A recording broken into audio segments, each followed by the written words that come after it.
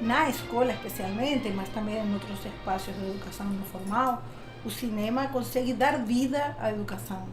Então a gente realmente traz uma arte para a escola que consegue vivificar, né? Dar vida, impregnar de emoção, de sentimento, sensibilizar o intelecto, aproximar as pessoas, deshierarquizar as relações. O ato de assistir junto, coletivamente, é uma coisa diferente da relação individual sua com a tela grande, porque você está em grupo, né? Então você depois pode compartilhar sacações, sentimentos, né, que você teve com aquele filme com os seus colegas do cotidiano. Quando você assiste um filme com uma turma, todo mundo olha numa mesma direção. Não tem esse confronto dos corpos, professor-aluno. Se você ensina a filmar, está rodeando a câmera. Então, a deshierarquização dessa relação dos corpos é, de alguma maneira, um elemento indicador de um outro modo de se relacionar com o conhecimento e com a produção de conhecimento, mais sensível, menos hierarquizada e mais afetiva, eu diria. O professor, ele tem muito o hábito de professar o conhecimento, né? É uma coisa que eu digo assim, eu tenho uma lista de o que não fazer na hora que for passar o filme, né? Não só dizer o título, não dizer qual é o tema do filme, não falar nada sobre o filme, deixar em aberto. O filme é um filme tal, de fulaninho de tal, pronto. Porque o professor começa a dizer, o filme tem uma cena assim, fala que o menino bate no outro. Não interessa, não faz isso. Porque ele vai descobrir isso. Quer dizer, o espectador, você não vai ver o filme igual a como eu vejo, nem você, ninguém. Né? E nós não somos também uma tábula rasa, você já vem com uma história de vida. Quando você, por exemplo, pega uma câmera e vê o mundo através dela, ou vê um filme e conhece como se vive na Rússia, na Índia, no Egito dos séculos passados, etc., você tem um conhecimento que não teria de modo direto, mas ao mesmo tempo você vê um mundo que está aí e que não é um mundo que está pronto, não é um mundo que está acabado, é um mundo que ainda tem que ser inventado, um mundo que está aberto a ser transformado. E assim, e é uma janela que te abre ao mundo, te abre a outros países, te abre a outras épocas, ao mesmo tempo é uma janela que te abre para o interior. Você consegue ver projetadas na tela problemáticas suas, medos seus, inseguranças, valores seus, que talvez você não conhecia de você. Então, nessa experiência de ver ou de filmar, você também faz um exercício de autoconhecimento que é muito potente, desde o ponto de vista pedagógico, político, ético. Não é que seja a tal ferramenta, que se fala muito, que eu não aguento mais essa palavra, dizer que é a ferramenta para ajudar a matéria do currículo. Isso, não me fale nisso, porque eu realmente vou ficar uma possessa. Você está com isso, botando o cinema num terceiro plano, quarto, diminuindo. Né? Você não dá aula de música falando de geografia. Qual é a melhor música para mostrar a geografia? Você não faz isso com pintura, você não faz isso com... Então o cinema ele só serve para mostrar a geografia, a aula de história, você mostra um filme que fale de história. Então isso, a ferramenta nesse sentido eu acho péssimo. Mas a ferramenta para esse processo de você entrar nessa linguagem, de você entender que ela muda a sua maneira de ver o mundo, é uma bela ferramenta, com certeza. Por isso que eu não tenho jamais tanto preconceito quando a gente diz que usa um filme para ensinar história. A expressão que eu detesto, usar um filme como se fosse um pano, uma coisa, serviu rendendo homenagem à senhora educação. Não é isso, é um diálogo. A gente coloca um filme e aprende história sim, mas é muito mais um diálogo, uma coisa de igual a igual. E de fato, quando você projeta um filme, mesmo que seja para ensinar um conteúdo de história, você não sabe como cada um está recebendo esse filme. Que coisas está afetando, que coisas está mobilizando, para além do conteúdo da história. Pode que nada, mas em algum pode afetar uma sensibilidade, uma memória, trazer, não sei, e isso tem um valor em si próprio.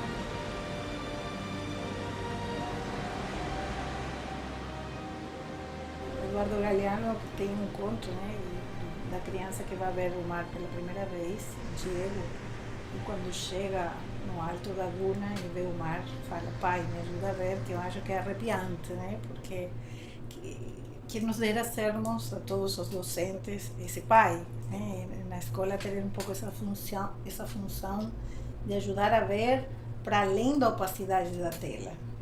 Porque há sempre um além, a gente pode criar furinhos na tela para ver um pouco mais da história, dos detalhes, do contexto da época, das sutilezas de um figurino, de uma luz, de um movimento de câmera que fez toda a diferença e que, obviamente, aos nossos olhos de espectador leigo, na primeira vez, passam desapercebidos. Essa descoberta, né, do olhar é muito rica. E tem que ser aos poucos, né? Uma coisa demorada, devagarzinho. Não tem que entrar direto fazendo o filme, não. Eu acho isso, pelo menos.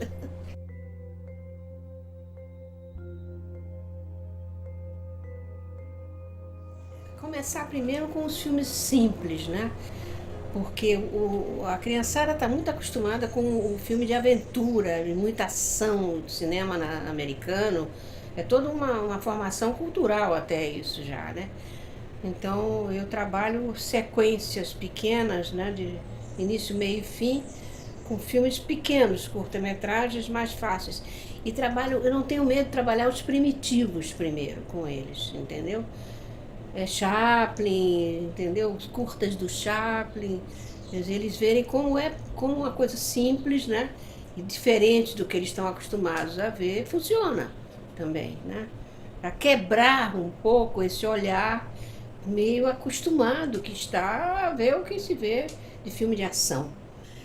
Deixar, pelo menos uma primeira vez, as crianças, os estudantes assistir um filme sem explicações, sem reparos, sem nada. Desfrutar dessa experiência, embarcar na imaginação, se projetar com algum ator, etc. E uma segunda vez, quando a gente revê o filme, aí sim ajudar a ver.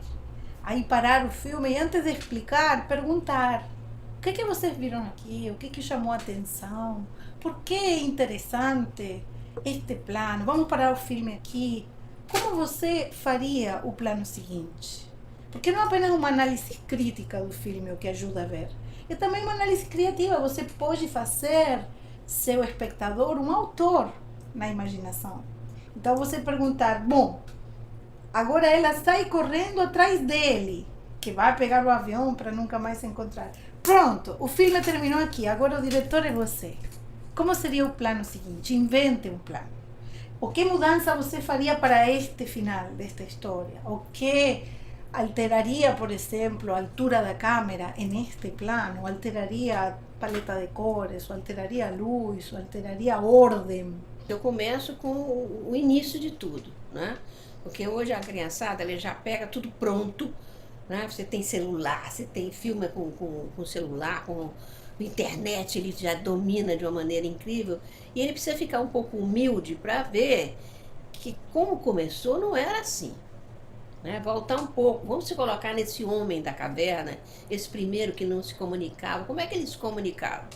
Tinha uma comunicação interpessoal, primeiro com grunhidos. Ele nem falava ainda, ele não tinha a fala.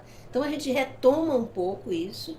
Primeiro, como é que era essa comunicação, o sinal de fumaça, ruído de tambor, já era audiovisual, desde esse início. E aí depois ele começa a descobrir o movimento, fazer aqueles primeiros brinquedos óticos da persistência da retina, olhar para a luz e olhar para o branco, como é que fica a imagem fixada daquela luz que eles viram. Quando você não tem condições de ter uma boa sala, pelo menos escurecida e com um som mínimo, que concentre a atenção, que consiga ampliar a imagem, não fique num televisor assim para 40 alunos, é melhor não mostrar tudo, porque senão você está matando essa experiência antes que nasça.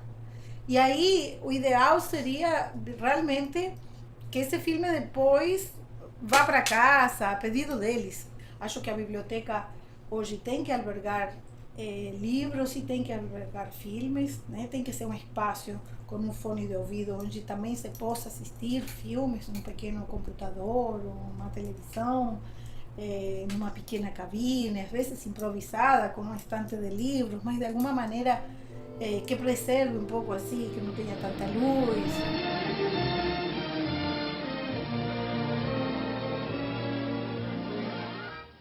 Eu começava com a imagem fixa, para depois entrar na imagem em movimento, tá? Porque você consegue, com o enquadramento, né, falar muita coisa, no espaço dentro, espaço fora, o off, o que está para lá, o que está para cá, que ele não vê. E isso ele não consegue ver com a imagem em movimento. Já está as sequências passando e aí você não para ver essa imagem fixa. Nós trabalhamos muito, sobretudo no hospital, em que a mobilidade é difícil, imprimindo frames dos pequenos fragmentos com os que trabalhamos, ou dos curtas, fotografias assim, de alguns momentos do filme, e fazemos coisas assim, meio inventadas como jogos, como por exemplo, recontar a história, organizando essas fotografias de uma outra forma para que contem uma outra história, ou trazendo um personagem de um dos filmes com um personagem de outro filme e propondo que eles se conheçam em um terceiro filme que não existiu. Então, assim, dar esse empoderamento, essa autoria como espectador é já um começo para ele se autorizar a pensar as possibilidades dele criar. Então, quando eles começam a fazer o roteiro, a gente vê determinadas cenas iguaizinhas a determinada novela que está ali no ar naquele momento. E aí, na mesma hora, eu devolvo. Só, olha, você vai ter que fazer de novo. Vai fazer um documentário.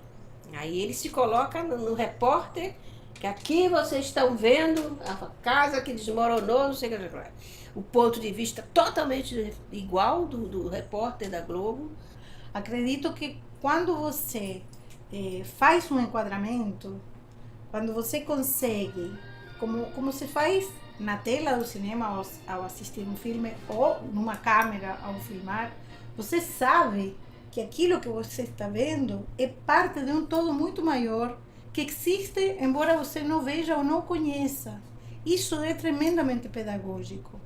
Nos torna conscientes de nossas limitações, da limitação de nosso conhecimento e de nossa capacidade de produzir conhecimento. Quando a gente descobre como é feito por dentro um filme e que linhas você tem que decidir para conduzir a tua história, né? Que caminhos você decide, percebe que pode ou não haver uma manipulação por trás disso. Então, a gente faz muito na hora do roteiro uma leitura coletiva do roteiro. E aí um fala, o outro fala para dizer: o que você está achando? É assim mesmo? Então, eles não só fazem os roteiros, como desenham os planos também antes de filmar. E eu não sei, não são todos os professores do Cinedu que são assim, né? Mas eu sou muito rígida nessa hora. Então, eu quero muito começar com o planejamento bem preparado antes de começar a filmar. Claro que lá no local tem muitas coisas que você tem que mudar, né? Quando você descobre que pode fazer também, sua postura diante do mundo muda, sabe? Você deixa de ser um espectador para ser um ator do processo da tua própria vida. E quando você entrega a eles o protagonismo, aumenta a autoestima, né? Dá a eles o direito de falar a sua história. Você deixa de ter um olhar passivo para ter um olhar ativo. É a entrega do protagonismo, de uma linguagem que é muito poderosa, a linguagem audiovisual.